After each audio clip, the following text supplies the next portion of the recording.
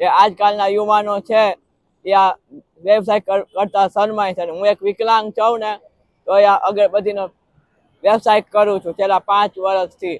મિલનભાઈ અશોકભાઈ વ્યાસ, અગરબત્તી વેચવાનો ધંધો કરું 5 વર્ષથી. છેલ્લા મોગરા, ચંપો, મહાદેવવાડી, રાધાજીવાડી 200 ગ્રામથી લઈને 500 ગ્રામ સુધી હું આ ધંધો કરું છું. એનો પ્રતિસાદ સારો મળે છે.